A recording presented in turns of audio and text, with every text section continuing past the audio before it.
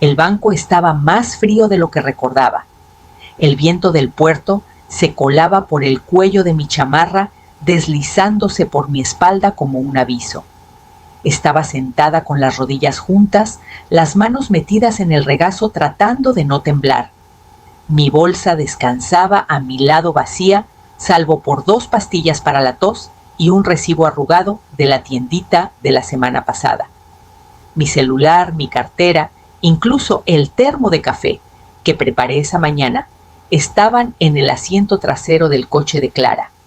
Ella los tomó. Dijo que solo iba a la gasolinera un momentito. Eso fue hace más de 1 hora. Miré al cielo. Tenía ese tono grisáceo típico de la costa cargado de sal y el olor a redes de pesca y aceite de motor. La bocina del ferry sonó a lo lejos, 2 pitidos cortos y uno largo como siempre. Por un instante, mi mente voló a los días en que Esteban saludaba desde la cubierta, su chamarra ondeando en el aire salado mientras partía con los barcos camaroneros antes del amanecer. Solía traer a los niños aquí para verlo irse.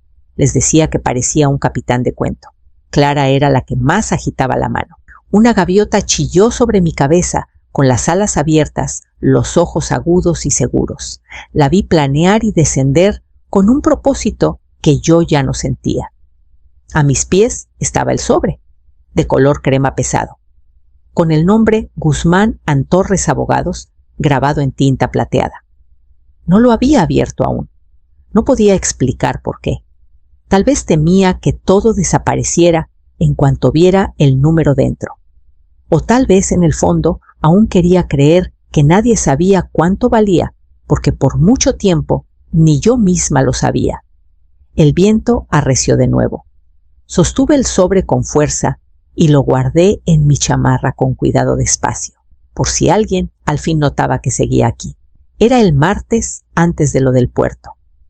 Clara llamó a las 7:46 de la mañana, justo cuando vertía el agua caliente sobre mi bolsita de té. Su voz sonaba cortante, distraída, nada raro últimamente. Mamá, necesito que cuides a Nico después de su cita con el ortodoncista. Tengo un webinar y Javier está atrapado en la oficina. ¿Puedes estar lista para las 9? Por supuesto, dije que sí. Siempre lo hacía. Todavía traía la bata, pero dejé la taza y fui al cuarto a cambiarme. Las rodillas me dolían, como de costumbre, y tuve que sentarme un momento en la orilla de la cama, antes de ponerme las medias de soporte. ¿Me dije que era solo la edad? Todos se vuelven más lentos. No me permití pensar en el frasco de pastillas para la artritis que no había renovado, porque Clara necesitó ayuda con el copago de las terapias de Nico el mes pasado. A las 8:57 ya estaba esperando junto a la ventana vestida y lista. El té se había enfriado intacto. Cuando su camioneta plateada al fin apareció, no entró solo. Tocó el claxon 2 veces rápido, impaciente. Agarré mi bolsa, cerré la puerta con llave y me pregunté si hoy tal vez recordaría darme las gracias. No lo hizo. Nico iba callado en el asiento trasero, deslizando el dedo por su celular con audífonos puestos. Clara apenas me miró mientras manejaba. Puedes quedarte en la clínica mientras está adentro. No debe tomar más de 40 minutos. Solo asegúrate de que no le den gelatina roja. Dice que le da asco. La clínica estaba llena. Luces brillantes, sillas pegajosas y una pecera llena de algas. Esperé hojeando una revista vieja hasta que alguien dijo mi nombre. No la abuela de Nico ni señora. Mi nombre. Amalia. Era la recepcionista del mostrador. Tiene una llamada, dijo. No dejaron nombre, pero preguntaron por usted directamente. Confundida, tomé el teléfono. La voz al otro lado era grave, pausada. Señora Amalia Vargas, soy Marcos Torres. Llamo por el asunto de la herencia de su prima Isidora. Y así de pronto, el suelo bajo mi mundo tranquilo se tambaleó. No había pensado en mi prima Isidora en más de 30 años. Incluso cuando Marcos Torres repitió su nombre, sonó extraño en mis oídos. Era la sobrina de mi papá, técnicamente 10 años mayor que yo, astuta como pocas y siempre vestida como si perteneciera a un lugar más elegante que nuestros veranos en Jalisco. Solo nos vimos unas pocas veces después de que cumplí 18, y lo último que supe fue que se mudó a la costa de Nayarit y se casó con un ejecutivo tecnológico que murió joven. Isidora falleció el pasado noviembre, dijo el señor Torres. La nombró a usted como beneficiaria principal. Si me permite unos minutos de su tiempo. Casi me reí. Le dije que debía estar equivocado. No habíamos hablado en décadas, pero su tono no titubeó. Dejó una carta para usted. Creo que leerla podría aclarar sus intenciones. Después de la cita, esperé con Nico fuera de la clínica, con la mente a 100 kilómetros de distancia. El sol estaba demasiado fuerte para el otoño y el asfalto brillaba. Clara llegó tarde a recogernos. Algo sobre una impresora atascada y un correo de última hora. Ya en casa, anoté el nombre Marcos Torres en mi libreta, debajo de listas de la tiendita y recordatorios de medicinas. Pensé que lo olvidaría. Pero esa noche, después de calentar un plato de frijoles y doblar la tercera carga de ropa, lo llamé. Iré a su oficina, dije, pero solo para saber qué dice la carta. Su despacho estaba en el centro, demasiado elegante para alguien como yo. Una recepcionista me ofreció agua de pepino y me llevó a una sala con paredes de cristal. El señor Torres me saludó con una sonrisa amable, pero seria, y deslizó un sobre grueso sobre la mesa. Mi nombre estaba escrito con la caligrafía inconfundible de Isidora. El papel olía ligeramente a lavanda. Querida Amalia, si estás leyendo esto, significa que me he ido, y al fin cumplí mi promesa de hacer algo significativo con lo que construí. Te elegí a ti no por obligación, sino por los recuerdos, por tu bondad. Encontrarás la información de la cuenta y la escritura adjuntas. Úsalas bien. Vive no solo sobrevivas, había más, páginas enteras. Pero para entonces mis manos ya temblaban. No se lo conté a nadie, ni esa noche cuando Clara pasó a pedir prestado mi aspiradora, ni la mañana siguiente cuando mandó un mensaje preguntando si podía cuidar a Nico el fin de semana. Dije que sí, siempre decía que sí. Pero guardé el sobre de Isidora en el fondo del cajón de la ropa blanca, bajo las sábanas de franela que nadie usaba, y lo cubrí con 2 bufandas viejas.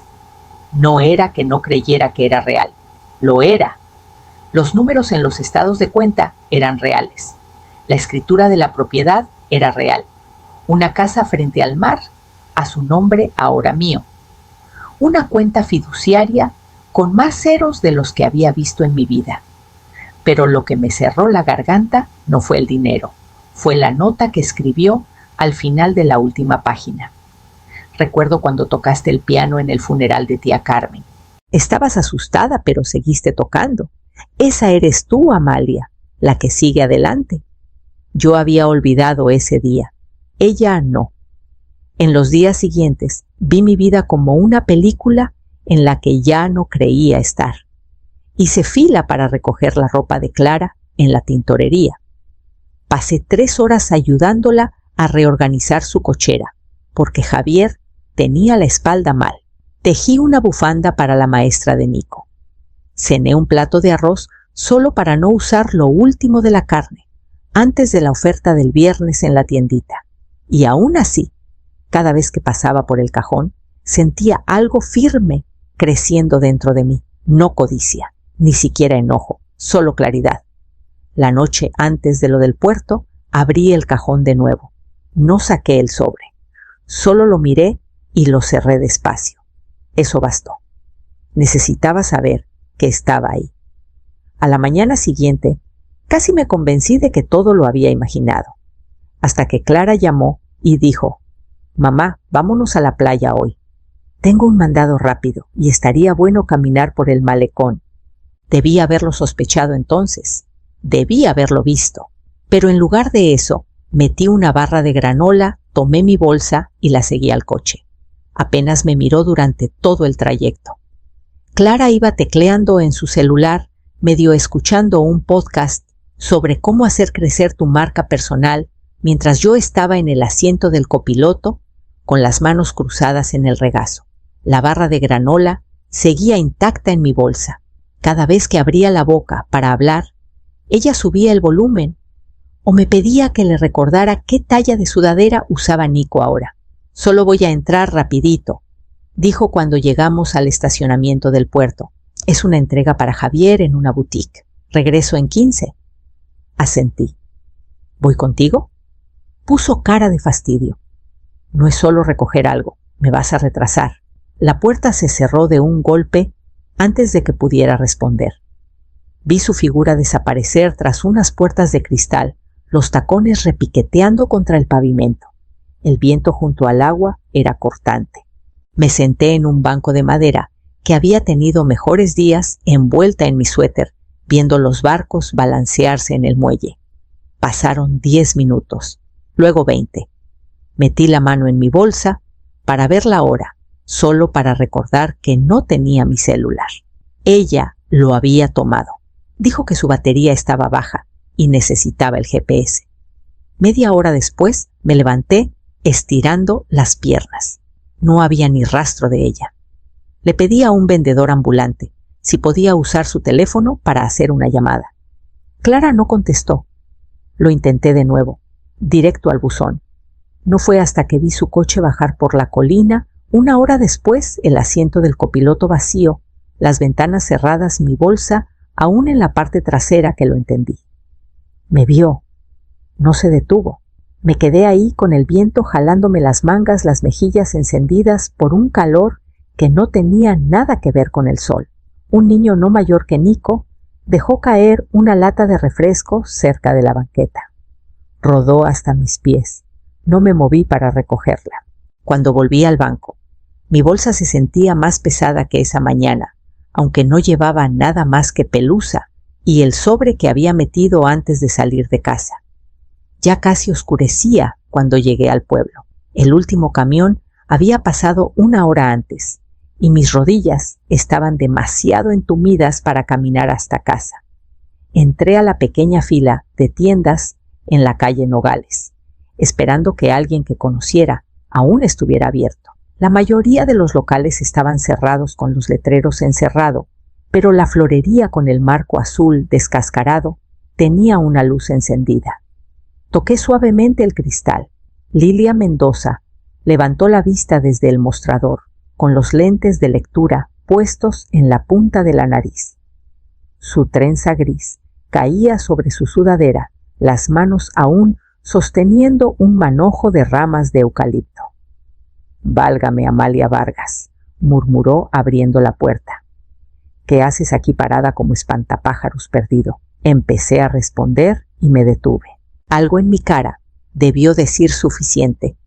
Lilia no insistió. Me llevó adentro, me sentó en un banquito detrás del mostrador y sirvió 2 vasos de papel con manzanilla de su termo. Sin alboroto, solo calidez. «Supongo que necesitas llamar a alguien», ofreció. «No tengo celular», dije. «Y la verdad no hay a quien llamar». No parpadeó, solo asintió y señaló hacia arriba. «Hay un cuarto libre arriba. Tiene un edredón que dejó mi sobrina la primavera pasada. Es tuyo si lo quieres». La miré sin saber qué decir. «No discutas», dijo. «He dado refugio a cosas peores que tú». Arriba puse mi bolsa en el tocador y me senté en la orilla de la cama. El edredón era suave bajo mis dedos, cubierto de violetas bordadas. Saqué el sobre de nuevo, el que llevaba como un latido secreto. La luz de la ventana de Lilia lo bañaba en dorado. Abrí la solapa y saqué los documentos, estados de cuenta, la escritura de la propiedad, la nota final de Isidora. Todo intacto, sin tocar. Pasé el dedo por el nombre grabado, al fondo Torres y Asociados. La última línea de la carta de Isidora volvió a mí clara. Como el agua, úsalo bien. Vive, no solo sobrevivas. Y por primera vez en años empecé a creer que tal vez podría. Lilia estaba abajo podando rosas cuando él llegó. Primero vi su sombra larga y vacilante a través de la cortina de encaje. Luego vino el golpe. No fuerte, solo lo suficiente para ser intencional. Me quedé quieta. Amalia, su voz era demasiado suave. Soy Renato. Solo vengo a ver cómo estás. Clara dijo que saliste a caminar y no regresaste. Me pegué a la pared junto a la ventana. No había escuchado esa voz desde la Semana Santa, cuando se inclinó sobre la mesa y preguntó si consideraría mudarme con ellos, solo, hasta que convirtieran la cochera en un estudio. Volvió a tocar. ¿Estás bien ahí adentro?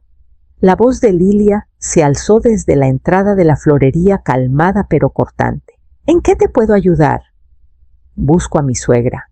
Qué curioso, dijo Lilia. No sabía que Amalia le pertenecía a alguien. Hubo una pausa.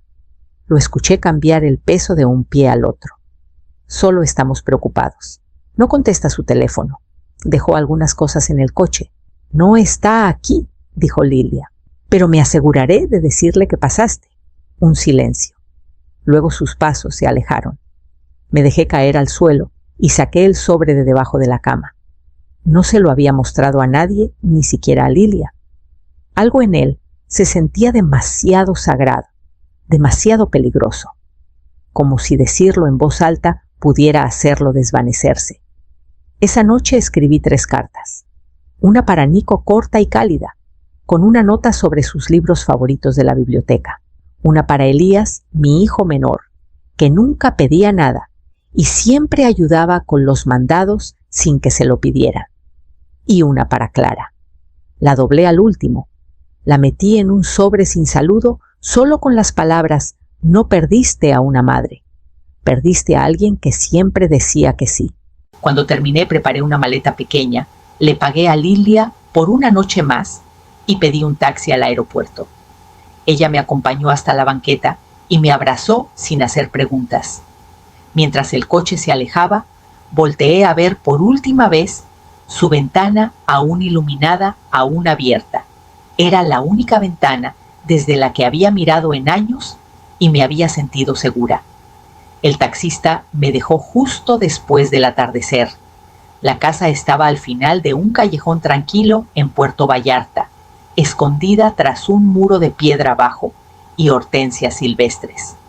Era justo como las fotos que el abogado de Isidora había enviado: paredes de madera gastada, un porche amplio y ventanas que atrapaban la última luz como vidrio viejo, recordando el mar. Arrastré mi maleta por el sendero y entré con la llave que el señor Torres me había enviado por correo. El interior olía ligeramente a cedro y sal, como si Isidora hubiera dejado las ventanas entreabiertas incluso después de partir. No se sentía embrujada, se sentía en pausa. Me quedé en el umbral mucho tiempo, escuchando un silencio que no me pedía nada. Más tarde, después de desempacar y bañarme, para quitarme el cansancio del viaje, me senté en la sala y abrí el último sobre de Isidora, el que decía: abrir solo al llegar. Adentro había una nota corta escrita con su letra firme y curva. Sabía que vendrías, Amalia. Siempre fuiste más valiente de lo que creías. Lo dejó todo: la casa, las cuentas bancarias, el viejo Volkswagen en la cochera. Había creado una pequeña fundación a nombre de ambas. Su propósito: ofrecer refugio temporal a mujeres mayores que salían de situaciones inseguras o de abandono. La llamó Luz de Helecho, para mujeres como tú, que eligen mantener su luz encendida incluso cuando nadie la ve. Me senté en la mesa de la cocina con su carta aún abierta y dejé que las lágrimas corrieran. No por tristeza, no por culpa, por alivio. Ya no estaba esperando. No era una conveniencia, no era un calentador de asientos en la historia de alguien más. Estaba aquí en una casa con mi nombre, un futuro moldeado por alguien que me vio cuando pensé que me había desvanecido. A la mañana siguiente llamé al señor Torres y le dije que estaba lista para iniciar la transferencia de todo. Me felicitó, dijo que Isidora estaría orgullosa. Le di las gracias, pero no me sentía orgullosa. Me sentía libre. Y ese mismo día, cuando llegó la carta de Clara reenviada desde mi viejo departamento, sentí algo completamente distinto. El sobre era delgado, escrito a mano, con la letra rápida y curva de Clara, la que usaba en las tarjetas de cumpleaños cuando Nico era pequeño. Lo sostuve en mis manos, antes de abrirlo, esperando encontrar algo de calidez dentro. No la había. La nota era corta, sin saludo, sin disculpa. Solo Elías me contó lo que hiciste. Pudiste habérmelo dicho. No entiendo por qué le ocultarías algo así a tu propia hija. Espero que estés bien. Supongo que hablaremos cuando estés lista. Sin dirección de retorno, sin número de teléfono, solo mi nombre mal escrito. La leí 2 veces y la puse junto a mi taza de té. El papel era rígido, limpio, como si solo lo hubieran tocado una vez, como si no se hubiera molestado en doblarlo 2 veces o firmarlo con cariño. Me quedé quieta mucho tiempo. Luego tomé una hoja nueva y empecé a escribir. Clara sin querida, sin suavizar las cosas. No te lo dije porque necesitaba saber cómo me tratabas cuando no me quedaba nada que darte. Me diste tu respuesta en el puerto. Me detuve, consideré suavizar las palabras. Luego no lo hice. Siempre te querré, pero el cariño sin respeto se convierte en obligación. Y ya no estoy para vivir como una tarea en la lista de alguien. Firmé solo con mis iniciales. Esa tarde caminé con la carta hasta el buzón azul en la calle Azucena y la envié sin mirar atrás. Cuando regresé a la casa, Carmen Quintero, la coordinadora de la herencia, había dejado un mensaje de voz. Amalia, solo una nota rápida. Alguien intentó acceder al fondo Luz de Helecho en línea esta mañana. Congelé todo por seguridad. Llámame cuando puedas. No necesitaba preguntar quién lo intentó. En lugar de eso, preparé una taza de té de menta y la llevé por las escaleras angostas al altillo del faro. La ventana de arriba enmarcaba el mar como un cuadro. La abrí de par en par, dejé entrar el viento y miré al horizonte con el papel aún cálido en mi mano. El viento olía a sal y pino. Esa mañana el tipo de aroma que solo se siente cerca del agua que ha vivido mucho tiempo. Era mi cumpleaños número 72 y desperté temprano, no porque alguien llamara o planeara una fiesta, sino porque la luz era demasiado hermosa para desperdiciarla. Preparé café y lo vi llenar la cocina extendiéndose por los azulejos como si hubiera esperado solo por mí. Llevé mi taza al banquito detrás del faro, el que lijé yo misma 2 semanas antes. La pintura aún resistía verde espuma, como la bufanda favorita de Isidora. Me envolví en un rebozo y escuché a las gaviotas discutir sobre la marea. A eso de las 10 llegó Elías sin avisar como siempre, con una bolsa de papel llena de conchas de almendra y una margarita asomando de su chamarra. Comimos afuera sin grandes palabras, solo historias y risas que no buscaban impresionar. «Te ves más ligera», dijo limpiándose el azúcar de la barbilla. «Lo estoy», dije. «O tal vez solo estoy parada en el lugar correcto por fin». Se quedó 2 horas, me ayudó a subir una caja de libros y se fue con la margarita detrás de la oreja. Esa noche encendí una vela en la cocina e hice un deseo que no era para nadie más. Fue el primer deseo que hice para mí en mucho tiempo.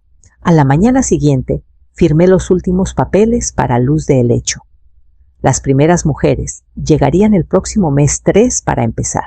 Lilia ofreció venir a ayudar a preparar las habitaciones, a hacer que se sintiera como hogar. Le dije que le guardaría la ventana más grande y un montón de toallas limpias.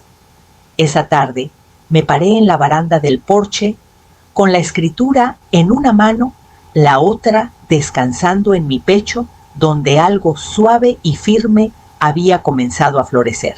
No estaba enojada, no estaba esperando, no estaba preguntándome cuándo alguien recordaría verme.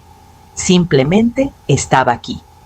y por primera vez en mi vida, eso era más que suficiente.